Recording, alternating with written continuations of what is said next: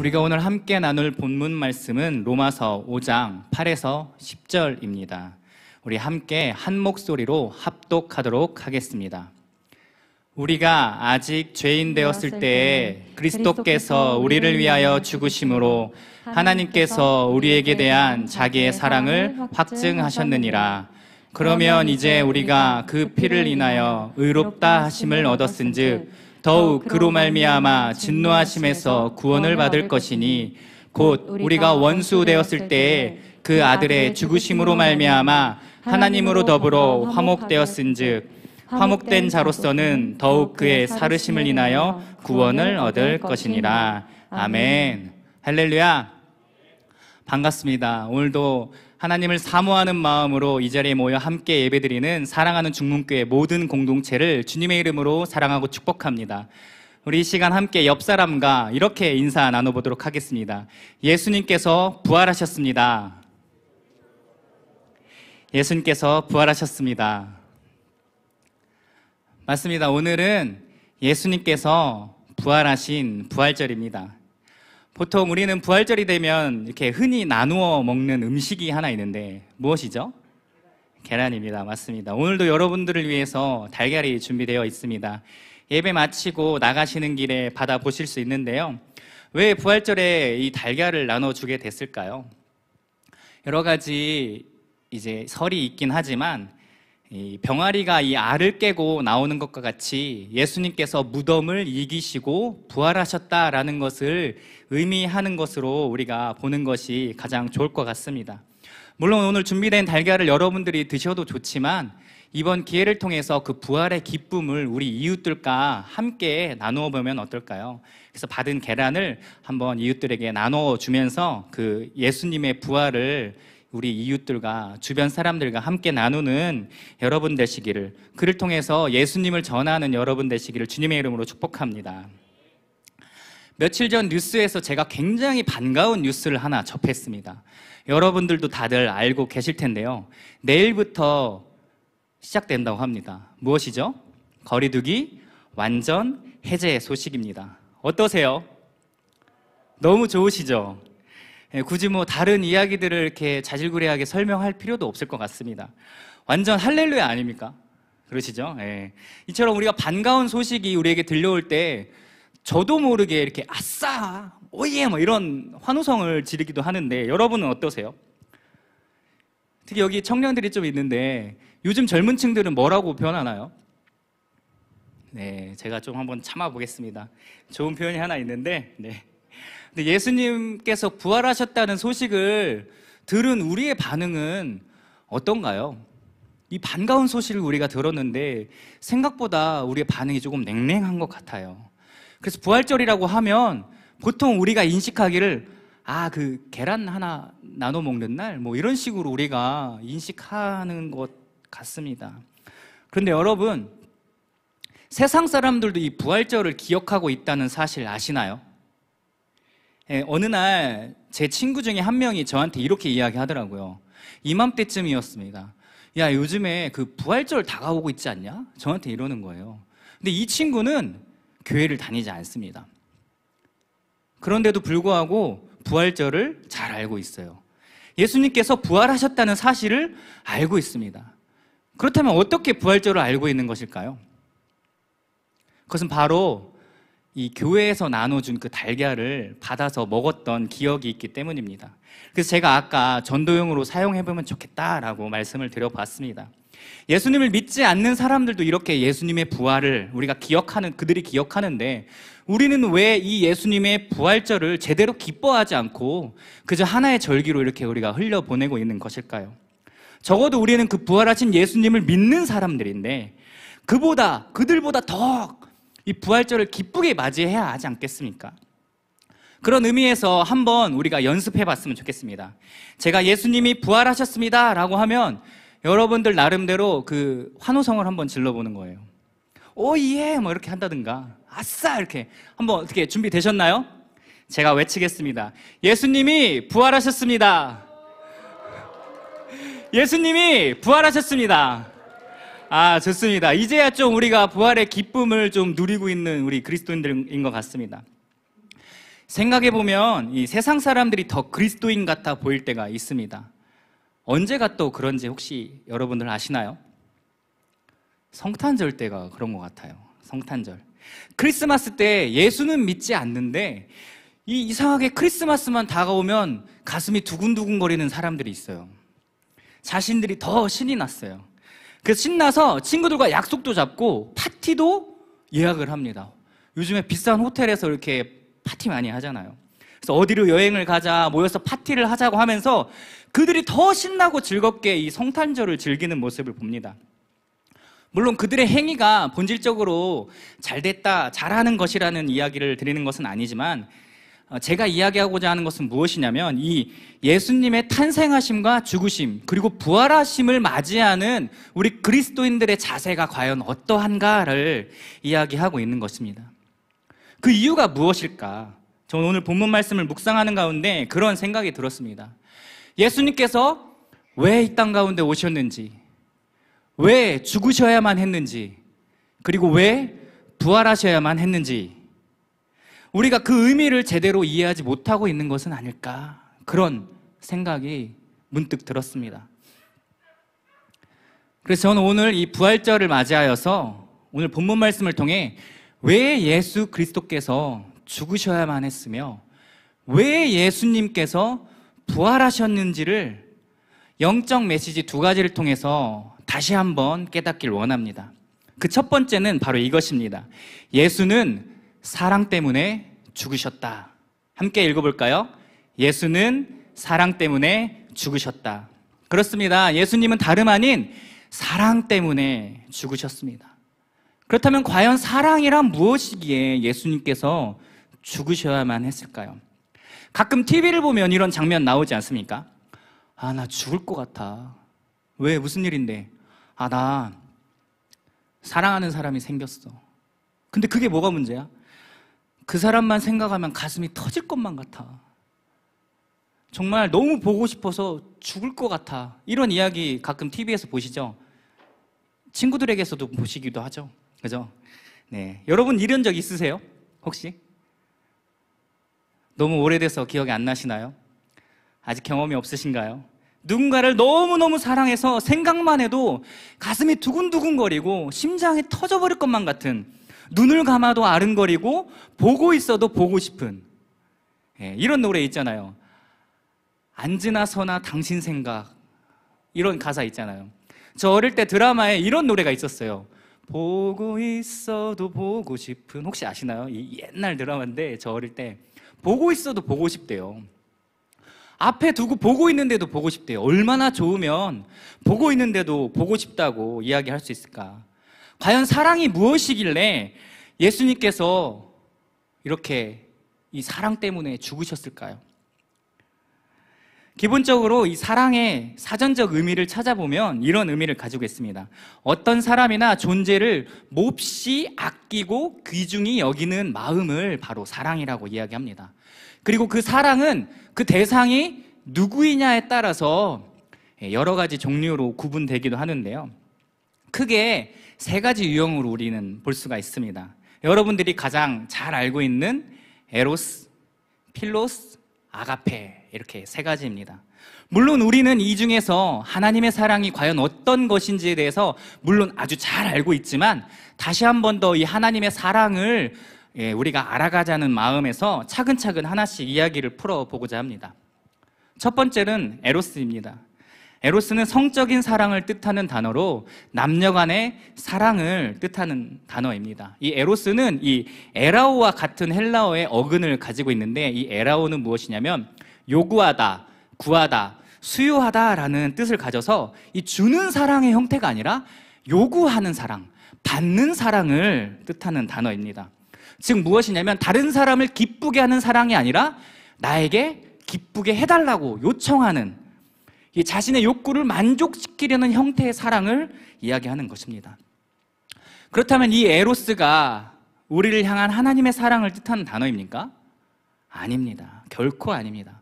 물론 우리의 믿음을 확인하시기 위해서 이따금씩 어쩌다 한 번씩 우리에게 확인을 요청하시고 또 요구하실 때도 있긴 하지만 궁극적인 하나님의 사랑은 요구하는 사랑이 아닙니다. 그렇다면 두 번째는 무엇인가요? 두 번째는 바로 필레오입니다. 필레오는 사랑과 애정을 표현할 때 가장 널리 사용하는 단어라고 합니다.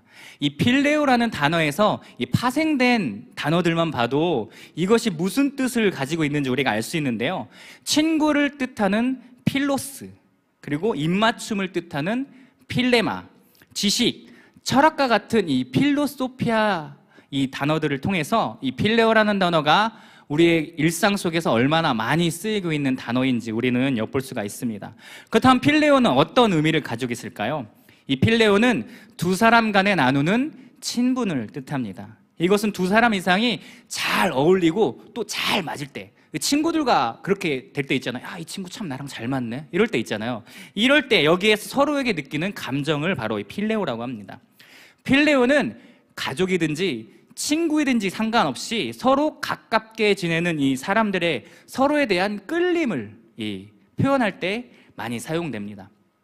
그래서 베드로에게 묻는 예수님의 네가 나를 사랑하느냐라는 이 질문에 베드로는 이 필레오를 통해서 내가 주님을 사랑합니다 라고 이야기합니다. 물론 우정도 훌륭한 사랑인 것은 맞지만 최고의 사랑이라고는 이야기할 수 없습니다. 그렇기 때문에 예수님을 향한 이 베드로의 사랑을 표현할 때 이 단어가 쓰였을지는 몰라도 베드로를 향한 예수님의 사랑을 표현할 때는 이 단어가 쓰이지 않았습니다. 그것은 예수님께서 베드로를 향해 네가 나를 사랑하느냐라는 질문을 통해서 우리는 알 수가 있는데요. 이 질문에서 사용된 사랑은 무엇입니까? 바로 이 세 가지 중에 남은 하나, 바로 아가페입니다. 우리를 향한 하나님의 사랑은 바로 아가페입니다. 우리는 이 아가페에 대해서 이해하기를 이렇게 이해하면 좀 쉬울 것 같습니다. 자녀를 향한 부모님의 사랑, 무조건적인 사랑, 이런 사랑을 뜻할 때 사용되는 단어로 아마도 다들 잘 알고 있을 것입니다. 하지만 세상 사람들은 말합니다. 무조건적인 사랑은 존재하지 않는다고 말입니다. 여러분, 이 드라마 혹시 아세요? 한때 대한민국을 들썩였던 드라마인데요. 부부의 세계라는 드라마 여러분 기억하시나요? 벌써 한 2년 전에 이렇게 TV에서 방영했던 드라마인데 정말 충격적인 그 명대사라고 해야 될지 좀 모르겠지만 이 명대사 때문에 아직도 저는 잊혀지지가 않습니다. 사실 저는 이 드라마를 보진 않았거든요. 보지도 않았는데 얼마나 유명한지 전 검색해서 이 영상을 유튜브로 찾아봤어요. 극중에 등장하는 남편 이태호 기억하시나요? 아주 나쁜 놈인데요. 대한민국 아줌마들의 주적이죠. 그죠? 이 이태호가 아내를 향해 뭐라고 외칩니까? 사랑한 게 죄는 아니잖아! 이렇게 외치잖아요. 그죠? 사랑한 게 죄인가요? 여러분? 죄는 아닙니다. 하지만 여기 앞에 빠진 말이 있어요. 가로 열고 다른 여자를 가로 닫고가 빠졌어요. 그쵸? 남편이 아내를 향해 이야기하는 말이 다른 여자를 사랑한 게 죄는 아니잖아 라고 하는 말이 정상적인 단어인가요? 정상적인 말인가요? 그렇지 않습니다. 그리고 또 이런 말이 나왔죠. 사랑은 착각의 시작이자 상처의 끝이었다. 어떠신가요? 그런가요, 여러분? 그렇지 않습니다. 그러나 세상 사람들의 사랑은 그 세상 사람들의 사랑은 그렇다는 것이 이 잘못된 사랑의 시작인 것 같습니다. 그렇든 세상 속에서의 사랑은 무언가 대가를 요구합니다. 내가 너를 사랑하는 이유 무엇입니까? 너도 나를 사랑하기 때문에. 물론 상대가 나를 사랑하지 않아도 사랑은 가능합니다. 하지만 그 사랑은 영원할 수가 없습니다. 그 이유는 무조건적인 사랑이 아니기 때문입니다. 아니, 서로가 함께 사랑하고 있음에도 변해버리는 것이 세상의 사랑이거늘 어찌 일방적 사랑이 온전할 수가 있겠습니까? 그럼에도 불구하고 우리는 일상 속에서 이 무조건적인 사랑을 생각보다 흔히 발견하곤 합니다. 누구를 통해서 볼 수 있나요? 바로 부모님의 사랑입니다. 부모님의 자녀를 향한 이 사랑을 통해서 우리는 조금이나마 하나님의 우리를 향한 사랑을 엿볼 수가 있습니다. 그런데 재밌는 사실은 무엇이냐면 인간은 그러한 부모님의 사랑을 잘 느끼고 있음에도 불구하고 그 부모님의 사랑이 얼마나 희생적이고 헌신적이고 또 값진 사랑인가에 대하여서 우리는 잘 가늠할 줄을 모른다는 사실입니다. 그리고 소중하게 여길 줄을 모른다는 사실입니다. 아니, 굉장히 매우 싸구려처럼 우리가 여기고 살아간다는 것입니다. 그러다가 진정으로 그 사랑이 이 얼마나 값진 사랑이었는지에 대해서 깨닫게 되는 날이 옵니다. 언제일까요? 감사하게도 자녀에서 부모로 그 역할이 변경되게 되는 그 시작점일 때입니다. 여기 앉아 계신 우리 장년분들 중에서 결혼을 하시고 또 자녀를 양육해 보신 그런 분들이라면 그 사랑이 무엇인지 아마 잘 아실 것 같습니다. 생각만 해도 얼굴에 미소가 지어지고 또 안 좋았던 기분도 이렇게 사르르 녹게 만드는 자녀. 물론 지금은 다 커가지고 이렇게 꼴도 보기 싫을 정도로 이렇게 미울 때가 있긴 한데, 그래서 이렇게 훌쩍 커버린 아이들이지만 그래도 그 어릴 적 그 기억을 잘 잊지 않고 가슴속에 간직하고 계시다가 일상 속에서 속상할 때 그 기억을 이렇게 떠올리면서 그 마음을 위로받곤 하시죠. 그 사랑이 바로 우리 인간들이 하나님의 우리를 향한 사랑을 가장 잘 이해할 수 있는 방법일 것입니다. 어찌하여야 그 사랑을 다 헤아릴 수 있을까에 대해서 하나님은 감사하게도 우리에게 부모와 자녀라는 관계를 통해서 하나님과 인간과의 관계를 이렇게 조금이나마 맛볼 수 있도록 허락해 주셨습니다. 그래서 그 사랑을 통해서 하나님께서 사랑 때문에 죽으셨다라는 이 본문 속에서 우리에게 주고 있는 이 영적 메시지를 우리는 이해해 볼 수가 있는 것입니다. 한번 생각해 봅니다. 하나님의 우리를 향한 사랑이 얼마나 큰지에 대해서 말입니다. 하나님께서 그저 바라만 보고 있어도 웃음이 절로 지어지는 그 아들을 여기에 있는 우리 때문에, 저 때문에, 바로 나 때문에 그 자녀를, 그 아들을 희생해야만 한다면 하나님의 심정은 과연 어떠했을까요? 전 지난 주간 고난주간을 보내면서 이 고난주간 묵상집을 통해 이 금요일 새벽에 묵상했던 십자가에 못 박혀 돌아가신 이 예수님을 생각하면서 하나님의 사랑을 발견했습니다. 사랑하는 중문교회 성도 여러분, 여러분은 그 사랑의 크기를 가늠해 볼 수 있겠습니까? 손에 박힌 가시 하나만으로도 작은 가시 하나만으로도 우리는 일상의 불편함을 느끼는데, 하나밖에 없는 아들이 그 십자가에 못 박혀서 엘리 엘리 라마 사박다니, 나의 하나님 나의 하나님 어찌하여 나를 버리셨나이까 라고 외치고 있는 그 아들의 절규를 외면해야만 했던 그 하나님 아버지의 심정을 여러분은 조금이나마 생각해 보셨습니까? 그 십자가에 달려 모든 피와 물을 다 쏟으시면서 죽음에 다다르고 있었던 그 예수님은 얼마나 고통스러우셨을까요? 그리고 하나님의 사랑은 과연 얼마나 큰 사랑이기에 그 유일한 아들을 내어주셔서 그 아들이 십자가에 못 박혀 죽어가고 있음에도 그 고통을 감내하실 수 있었을까요?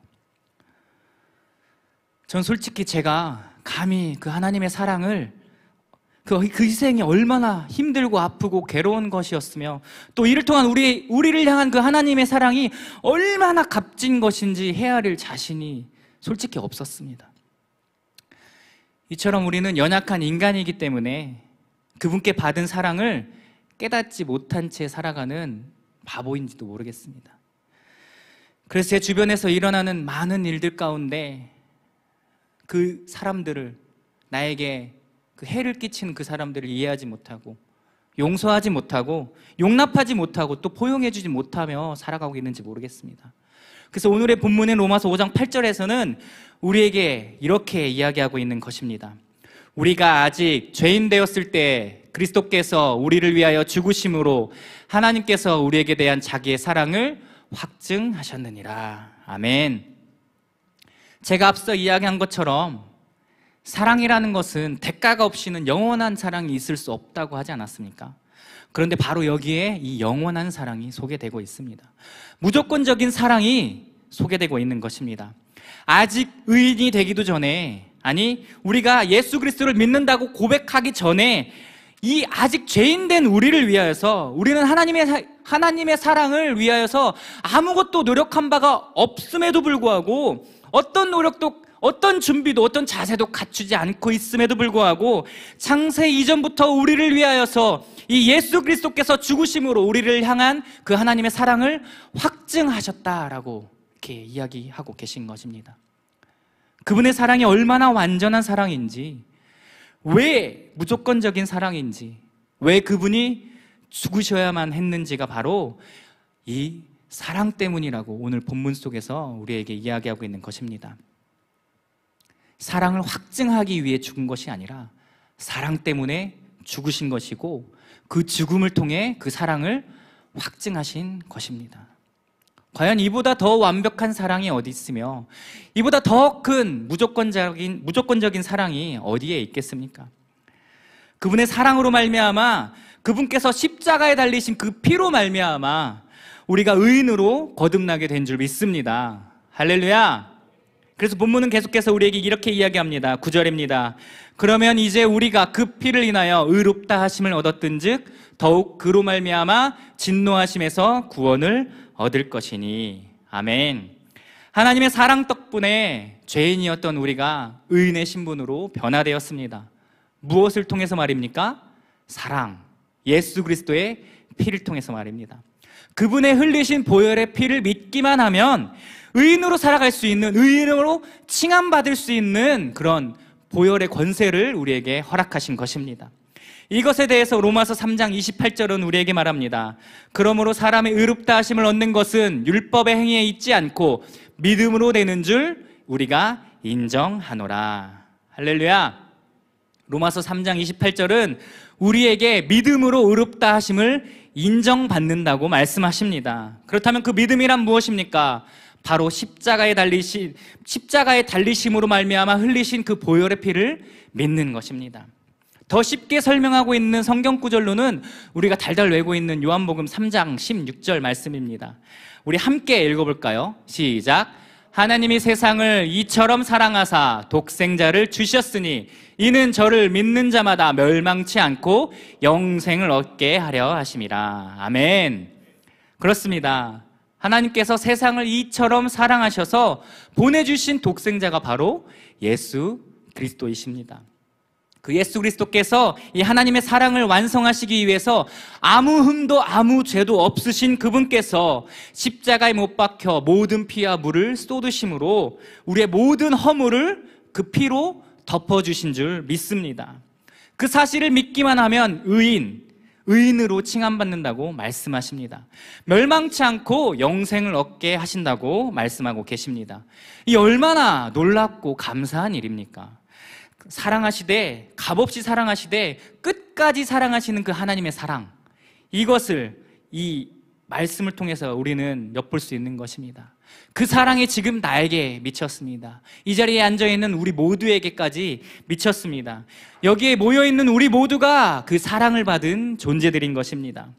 그리고 거기에서 멈추는 것이 아니라 우리가 받은 그 사랑을 우리 주변에 놓여져 있는 모든 사람들에게 전파하라고 말씀하고 계십니다. 마태복음 28장 19에서 20절 말씀입니다. 함께 읽겠습니다. 그러므로 너희는 가서 모든 족속으로 제자를 삼아 아버지와 아들과 성령의 이름으로 침례를 주고 내가 너희에게 분부한 모든 것을 가르쳐 지키게 하라. 볼지어다 내가 세상 끝날까지 너희와 항상 함께 있으리라 하시니라. 아멘. 하나님의 그 무조건적인 사랑을 받은 우리는 우리가 받은 그 사랑을 널리 전파해야 할 의무가 있는 줄 믿습니다. 그것이 바로 우리를 향한 하나님의 사랑에 보답하는 길인 것입니다.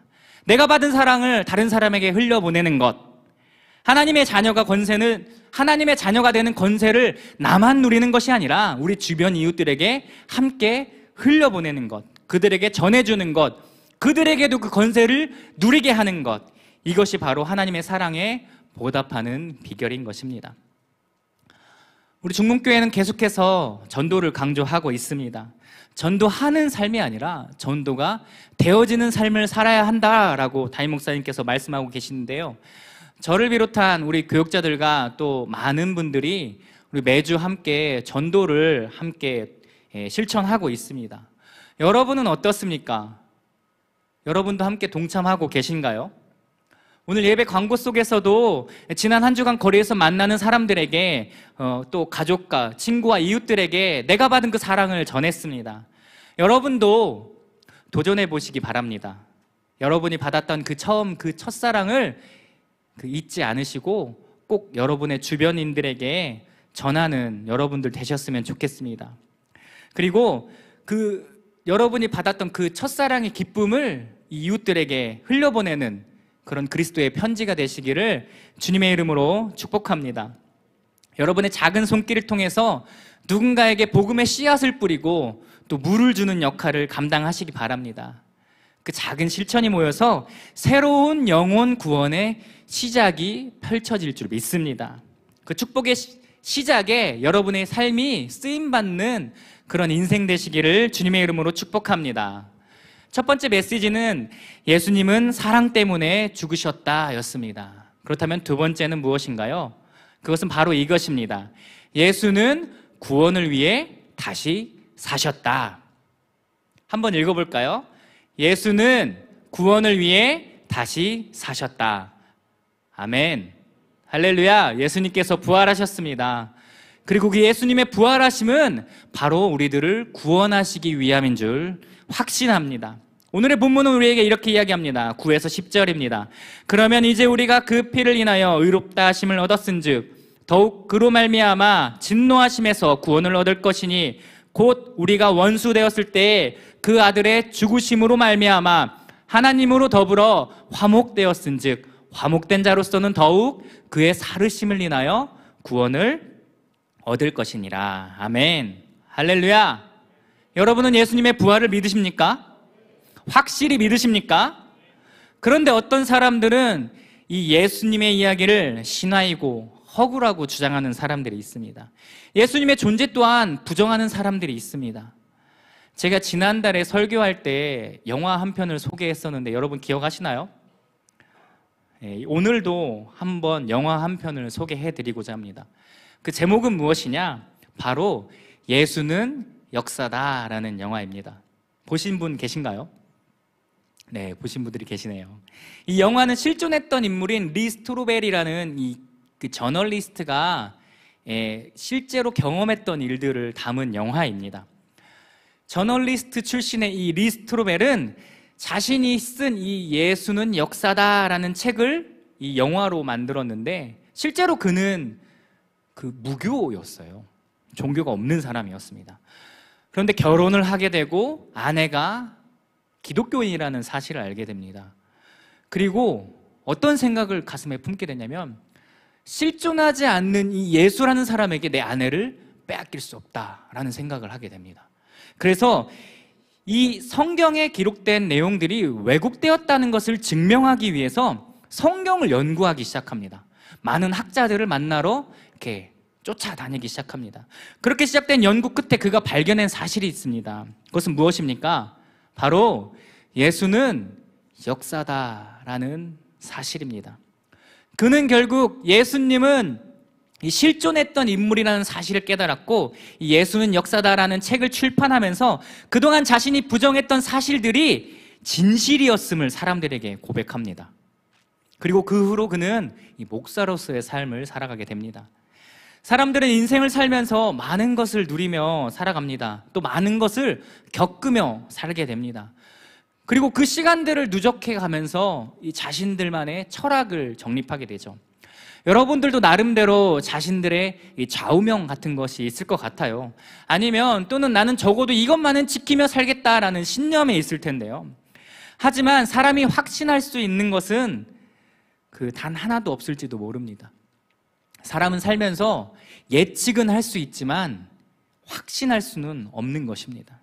자신이 하나하나씩 차곡차곡 증거를 모아서 수집해가면서 그것을 통해서 이 진실이 아님을 증명해내려고 했던 이 리 스트로벨은 결국 하나님을 향해서 You win! 이라고 항복합니다. 그렇습니다. 아무리 그 누가 예수를 부인한다 할지라도 절대 변하지 않는 진실은 무엇이냐? 그것은 바로 예수님은 실존했던 인물이고 예수의 부활은 역사적 사실이라는 것입니다. 사도 바울은 이에 대해서 고린도전서 15장 12에서 20절을 통해서 우리에게 이와 같이 부활을 증거하고 있습니다.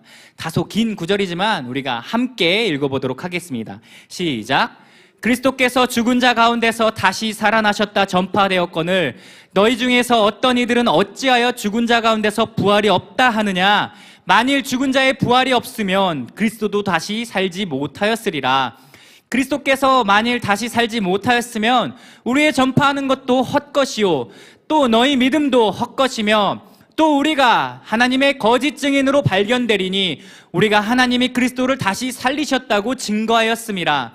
만일 죽은 자가 다시 사는 것이 없으면 하나님이 그리스도를 다시 살리지 아니하셨으리라. 만일 죽은 자가 다시 사는 것이 없으면 그리스도도 다시 사신 것이 없었을 터이요 그리스도께서 다시 사신 것이 없으면 너희의 믿음도 헛되고 너희가 여전히 죄 가운데 있을 것이요 또한 그리스도 안에서 잠자는 자도 망하였으리니 만일 그리스도 안에서 우리의 바라는 것이 다만 이생뿐이면 모든 사람 가운데 우리가 더욱 불쌍한 자리라. 그러나 이제 그리스도께서 죽은 자 가운데서 다시 살아 잠자는 자들의 첫 열매가 되셨도다. 아멘. 만약 부활이 없다면, 그래서 우리의 삶이 죽으면 끝이라면 과연 우리가 지금 뭐하러 예수님을 믿고 있겠습니까?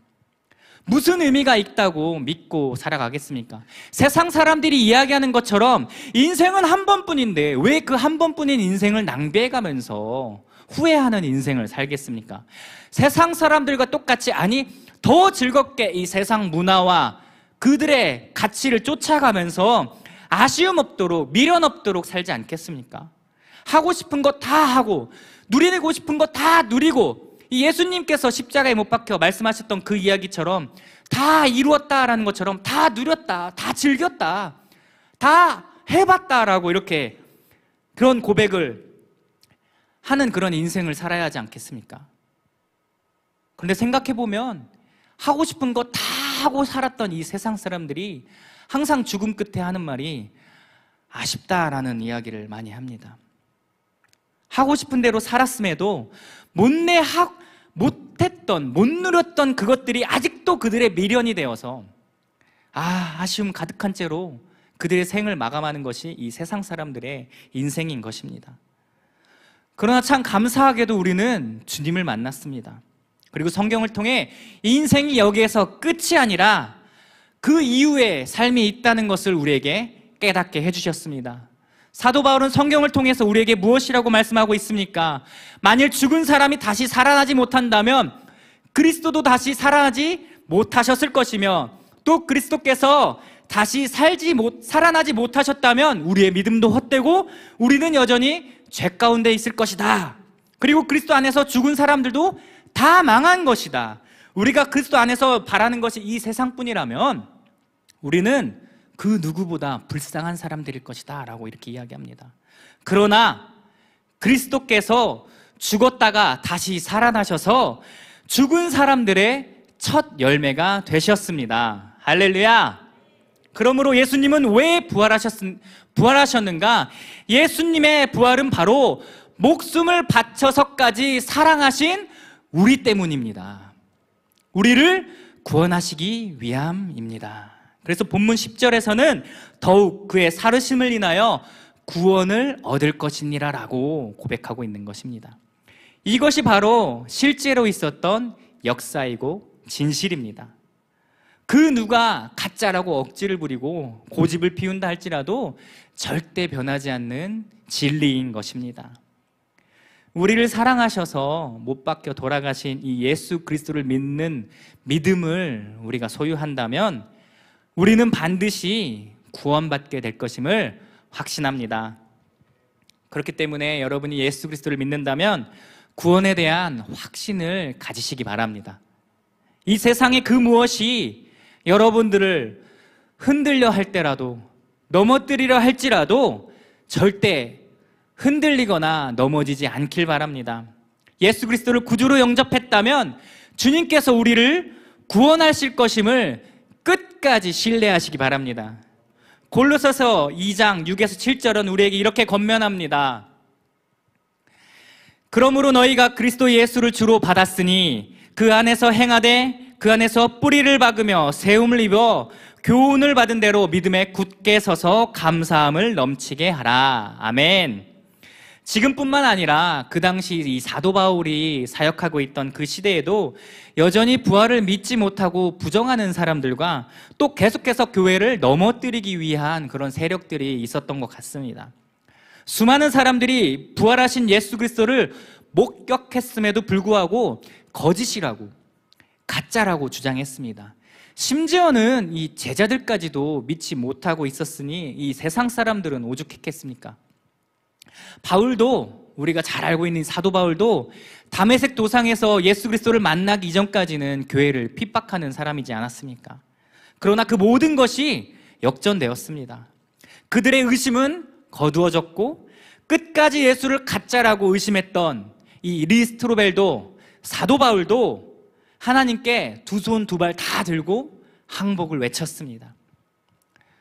여러분은 어떻습니까? 여러분의 삶 속에서 여러분은 하나님께 항복을 외치셨습니까? 지난 금요철야 설교 마지막에 우리 담임 목사님께서 우리에게 내 목숨을 주님께 드리겠나이다 라고 이렇게 고백하라고 말씀하셨었는데, 여러분의 목숨은 지금 과연 누구의 손에 달려 있습니까? 아직까지 여러분의 자아가 살아서 내 인생은 나의 것이라고 주장하고 있는 것은 아닌가요? 바울은 다메섹 도상에서 예수님을 만난 그 순간 예수께서 달려있던 그 십자가에 자기 자신이 달렸다라고 고백합니다. 갈라디아서 2장 20절은 우리에게 이렇게 이야기합니다. 내가 그리스도와 함께 십자가에 못 박혔나니 그런즉 이제는 내가 산 것이 아니오 오직 내 안에 그리스도께서 사신 것이라. 이제 내가 육체 가운데 사는 것은 나를 사랑하사 나를 위하여 자기 몸을 버리신 하나님의 아들을 믿는 믿음 안에서 사는 것이라. 아멘. 할렐루야. 바울의 고백이 여러분의 고백이 되시기를 주님의 이름으로 축복합니다. 그리하여서 부활의 기쁨을 충만히 누리며 내 안에서 사시는 그리스도의 이끄심을 따라서 하루하루 기쁨을 누리며 또한 이웃과 그 부활의 기쁨을 나누며 사는 여러분들 되시기를 주님의 이름으로 축복합니다. 말씀을 마무리하고자 합니다. 아까 이 앞에 왔다 갔던 아기 보셨나요? 제 아들인데요. 제게는 24개월 된 아들이 한 명 있습니다. 한 달 전부터 우리 다음 주에 결혼하시는 신선정 전도사님의 부서 유아삭에서 예배를 드리기 시작했어요. 근데 지난 주일에 그 예배에서 예수님께서 십자가에 달리신 것을 이제 설교를 듣고 왔나 봐요. 그날부터 집에서 매일 밤마다 하는 일이 생겼어요.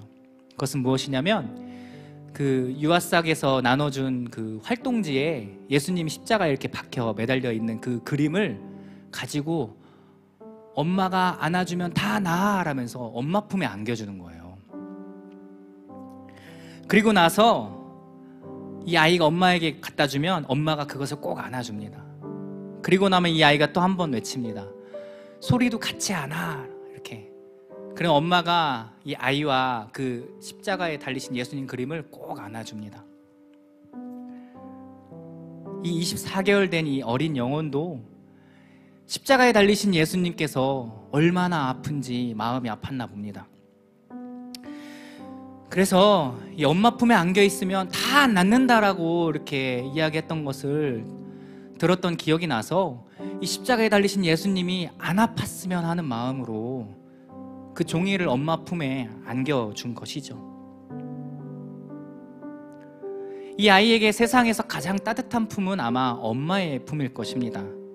그 품에 안기면 모든 고통이 사라지고 평안할 것이라는 그 믿음, 그리고 그 아픔을 함께 아파하고 또 위로할 줄 아는 마음, 그 마음이 바로 하나님께서 우리를 향한 그 마음 아닐까라는 생각이 듭니다. 여러분 마음에 근심이 있나요? 사랑의 하나님께 맡겨드리시기 바랍니다. 고민이 있나요? 우리를 구원하시기 위해 부활하신 예수님께 내어드리시기 바랍니다. 세상에서 가장 안전하고 따뜻한 품, 그 품이 바로 하나님 아버지의 품입니다. 바로 그 품 안에 안기는 여러분들 되시기를 주님의 이름으로 축복합니다. 여러분을 사랑하셔서 또 여러분을 구원하신 그 예수 그리스도께 꼭 안기시기 바랍니다. 그리고 그 고민을 가지고 예수님의 이름을 부르짖으시기 바랍니다. 기도의 자리로 나아가시기 바랍니다. 사랑하셔서 죽기까지 사랑하셨는데 여러분의 기도 하나님께서 외면하시겠습니까? 구원하시기 위해 부활하신 그분께서 여러분의 기도 응답해 주지 않으실까요? 예레미야 3장 3절은 이와 같이 말합니다. 너는 내게 부르짖으라. 내게 응답하겠고 내가 알지 못하는 크고 은밀한 일을 내게 보이리라. 아멘. 하나님 앞에 기도로 나아가시기 바랍니다. 우리가 미처 알지 못했던 크고 은밀한 일을 여러분에게 행하실 줄 믿습니다. 십자가의 능력을 의지하면서 기도하시기 바랍니다. 보혈의 능력을 의지하시기 바랍니다. 그러면 반드시 응답하실 줄 믿습니다. 빌립보서 4장 6에서 7절은 우리에게 이와 같이 말씀하십니다. 아무것도 염려하지 말고 오직 모든 일에 기도와 간구로 너희 구할 것을 감사함으로 하나님께 아뢰라. 그리하면 모든 지각에 뛰어난 하나님의 평강이 그리스도 예수 안에서 너희 마음과 생각을 지키시리라. 아멘. 할렐루야. 기도와 간구로 나아갈 때 하나님께서 여러분의 마음과 생각을 지켜주시는 구원의 하나님인 줄 믿으시기 바랍니다. 예수님께서 십자가에 못 박혀 돌아가실 때 테텔레스타이라는 말씀을 하셨는데 그 말씀은 무슨 뜻이냐면 다 이루었다라는 뜻입니다. 예수님은 십자가 위에서 죽으심으로 우리를 향한 그분의 사랑도 이루셨고 구원도 다 이루신 줄 믿습니다. 그리고 우리의 가난도 질병도 고난도 괴로움도 근심도 죄악도 다 짊어지신 분이십니까? 여러분은 무엇에 얽매여 살아가고 있습니까? 사랑의 하나님을 의지하셨으면 좋겠습니다.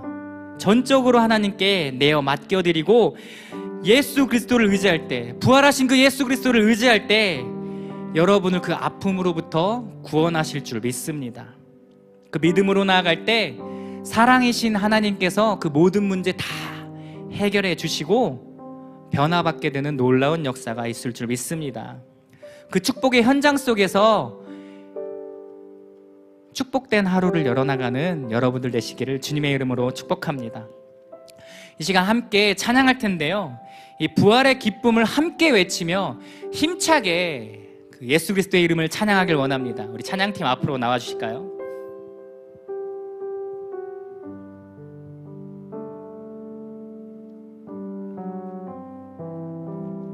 예수 살아계신 주라는 찬양 우리 함께 드리도록 하겠습니다.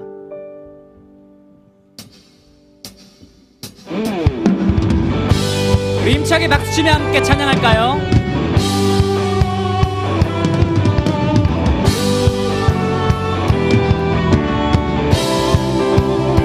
예수님은 진정으로 살아계신 하나님이십니다.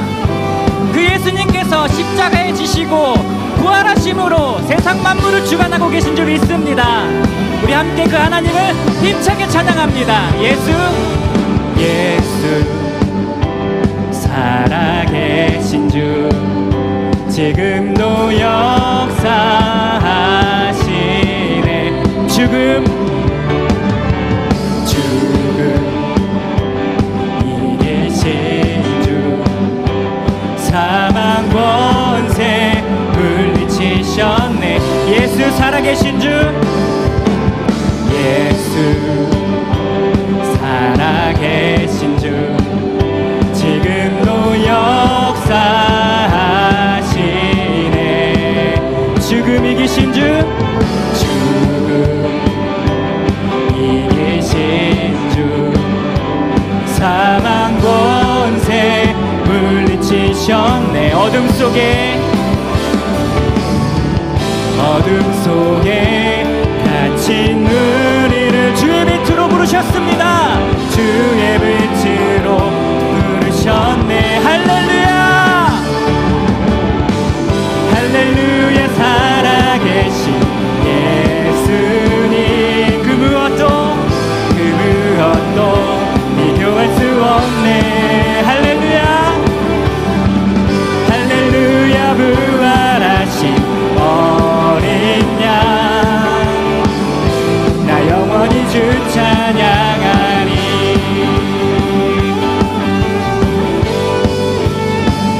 살아계신 주 예수 살아계신 주 모든 것 다스리시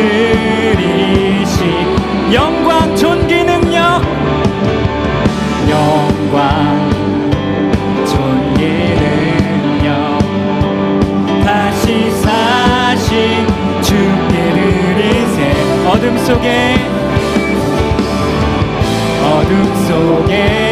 같이 누리를 주의 빛으로 부르셨네 할렐루야 할렐루야 살아계신 예수님 그 무엇도 비교할 수 없네 할렐루야 할렐루야 부활하신 어린 양 나 영원히 주 찬양하리 할렐루야 살아계신 예수님 할렐루야 살아계신 예수님 그 무엇도 비교할 수 없네 할렐루야 할렐루야 부활하신 어린 양 나 영원히 주 찬양하리 부활하신 생명의 주님 나의 삶에 승리 주시네 주를 찬양 부활하신 생명의 주님 부활하신 생명의 주님 나의 삶에 승리 주시네 주를 찬양 부활하신 생명의 주님 부활하신 생명의 주님 나의 삶에 승리 주시네 주를 찬양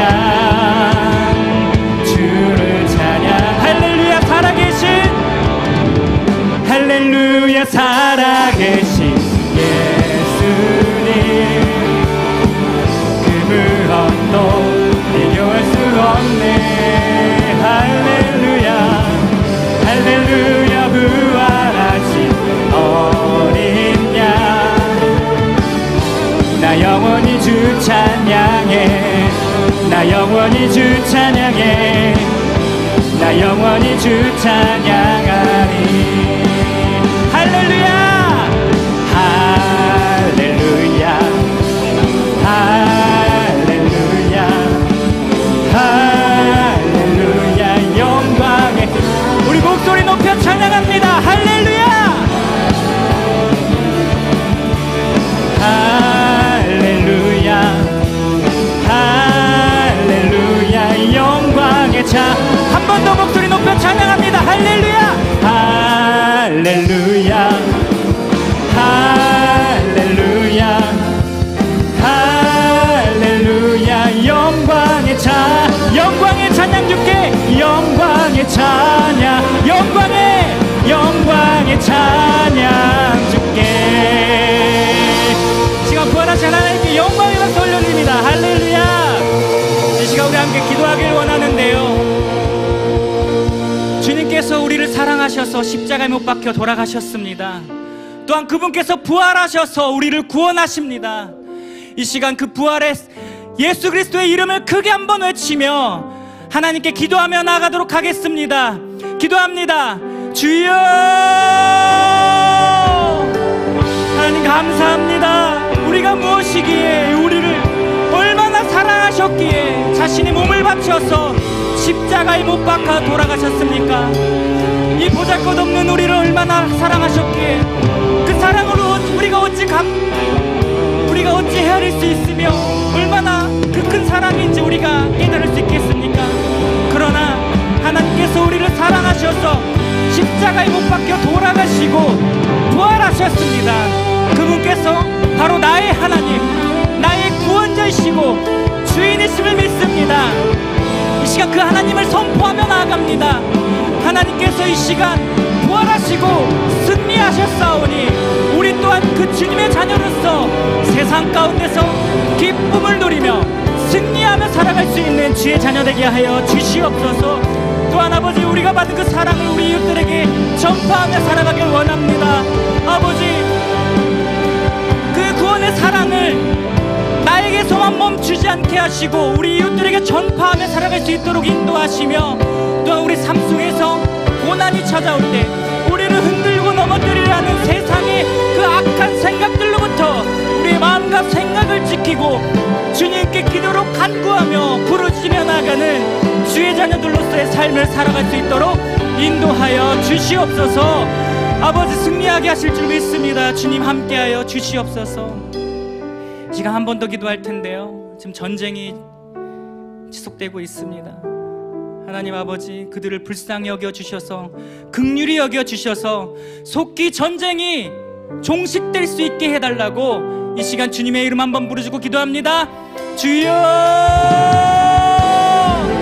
사랑의 하나님, 우리를 구원하신 하나님, 그들도 사랑하여 주시고 그들도 구원하여 주시옵소서. 의인 10명이 있을 때